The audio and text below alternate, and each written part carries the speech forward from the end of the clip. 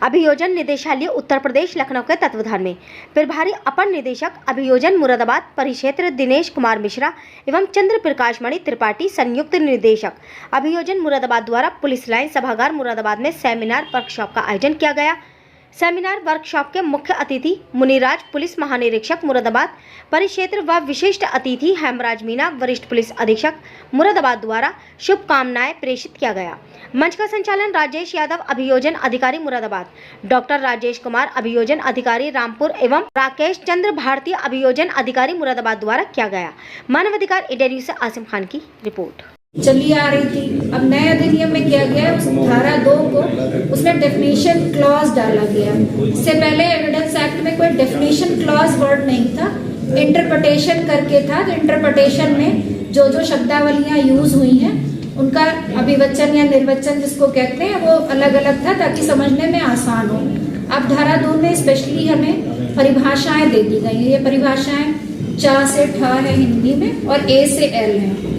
भाग जो है इसमें पहला सभी लोग इस पे चर्चा कर लेंगे। जो है मुझे लगता है आने वाले समय में विधायिका इन चीजों पे विचार करेगी और कुछ न कुछ संशोधन या भी समय है हमारे पास। शायद ये वर्कशॉप या सेमिनार जो कराए जा रहे हैं ये विषय कराए जा रहे हैं कि कानून में क्या लैकुनात है। 3 महीने में हम उसको मान लो कि 1 तारीख को। अभी बताइए जब 106 क्लास 2 आ गया लेकिन इसका इम्प्लीमेंटेशन अभी तक नहीं किया गया, 1 जुलाई से लागू नहीं हो रही है। इसको जो है जो नोटिफिकेशन किया सरकार ने गजट में इसको रोक रखा है, इसको स्टे किया गया है। स्ट्राइक वगैरह हुई सर इसमें आप लोग भी जान रहे हो शायद चक्का जाम का भी अभी हुआ था कि सब पूरे देश में सब जितने ड्राइवर्स थे बसों के ट्रकों के उन्होंने चक्के जाम कर दिए थे। इसमें काफ़ी समस्या का लोगों को सामना करना पड़ा।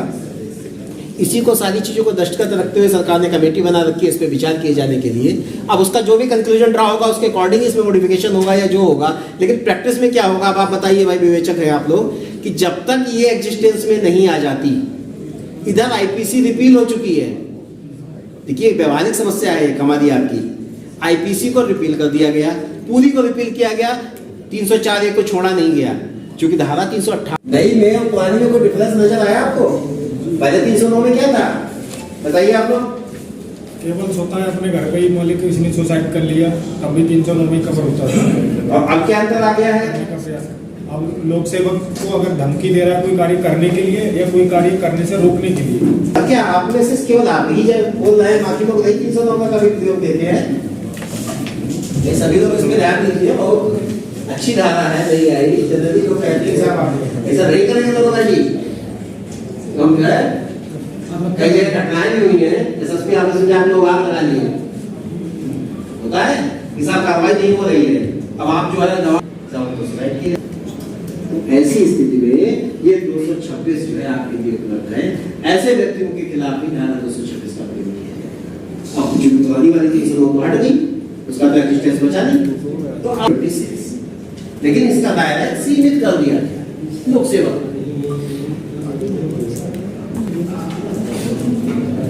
चीज और आएगी अभी क्योंकि जब कानून एग्जिस्टेंस में आ जाता है, क्योंकि कानून एक बार बन जाता है, संशोधन की गुंजाइश उसमें हमेशा रखी जाती है। 1 जुलाई से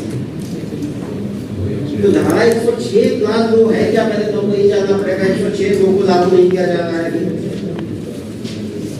106 क्लास 2 ये कहती है जो किसी व्यक्ति के विरुद्ध कार्य करेगा जो आपराधिक मानव भर्ती कोड में नहीं आता है और घटना के तत्काल पश्चात से पुलिस अधिकारी या मजिस्ट्रेट, ये सिंपल सेक्शन 2 साल की सजा वेरिएबल ऑफेंस बड़ा मजिस्ट्रेट निकला बाहर खड़े जमानत। अब ये बताइए कि तो इसको आप लोग ध्यान रखिएगा कि 16 साल से कम की अगर महिला है उसके साथ सामूहिक बलात्कार होता है तो ये सेक्शन लगेगा आपके ऊपर 70 का सब क्लास 2 है ये लगेगा। तो बाकी सब तो सर सौरभ ने बता दिया है, चेंजेस काफी है।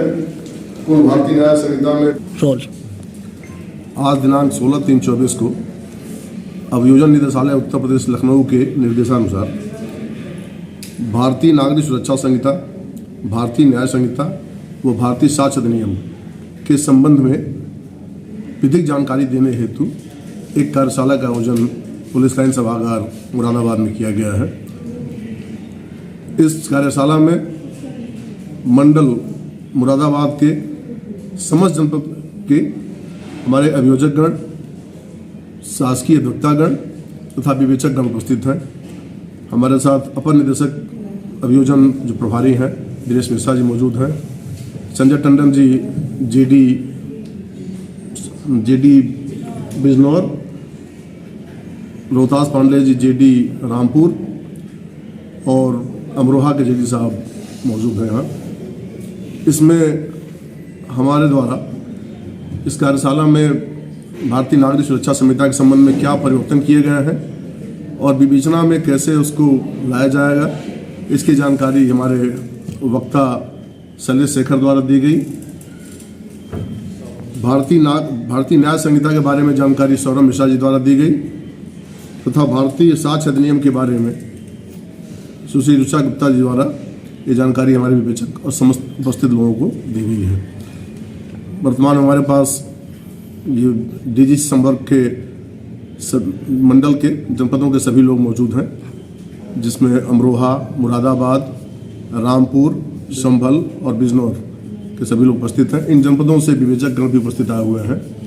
हमारे अभियोजन संवर्ग के इन 5 जनपदों के मुरादाबाद, संभल, रामपुर, अमरोहा और बिजनौर के एसपीओ साहब, पीओ साहब, एपीओ साहब और जेडी साहब लोग मौजूद हैं। हम प्रयास कर रहे हैं कि जो परिवर्तन हुए हैं इसकी जानकारी सबके तक पहुंचाई जाए और जो आने वाले 1 जुलाई 2024 से ये तीनों संहिता प्रवृत्त हो जाएंगी। 1 जुलाई 2024 के बाद जो भी कार्य होगा इस संहिता के अनुरूप ही होगा। हम प्रयास ये कर रहे हैं कि हम अपने सभी विवेचकों से सख्त करें, नए कानून की जानकारी दे करके। मूल रूप से जो नए संहिता लागू होगी उसमें क्या क्या समस्याएं किन किन को आएंगी, पहले से जो चली आ रही है उनमें कौन कौन से परिवर्तन कर दिए गए, क्या क्या मुख्य बातें हैं, कहाँ कहाँ किन किन परिभाषाओं को और उनके साथ उसी में दंड को समायोजित कर दिया गया है, इन सब के बारे में जो संबंधित व्यक्ति हैं उन सब लोगों को अवगत कराया गया। और पूरी उम्मीद है कि वो लोग 1 जुलाई से जब लागू होगा तो उसके बारे में काफ़ी हद तक पहले से स्पष्ट जानकारी रखेंगे ताकि उनको कार्य करने में सुविधा हो सके।